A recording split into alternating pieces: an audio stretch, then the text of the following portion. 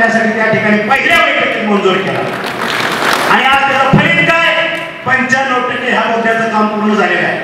जर 2019ला आपण मंत्रिमंडळात असतो तर त्याच पाण्यानं उजनीच्या पाण्यानं आपल्या सर्व भूमपालनावासींना हे धाराशिव जिल्ह्यानं दारं धरली असते. दुर्दैव आपलं ते झालं नाही त्यावेळेस, पण हे करून दाखवलं 2022 मध्ये.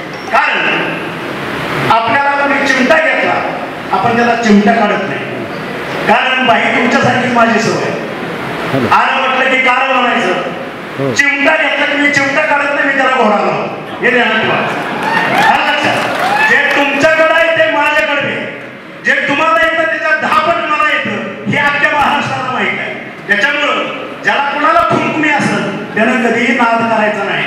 आता एकावर एक झालेला आहे, 2 नाही झालं, एकावर एक 11 झालंय हे ध्यानात ठेवा.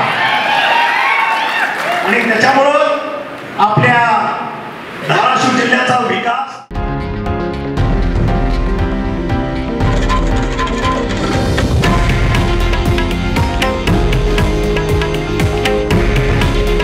हे आहे देशातील नंबर 1 न्यूज नेटवर्क आणि आपण पाहत आहात TV9 मराठी. काळजी तुमची, हित महाराष्ट्राचं.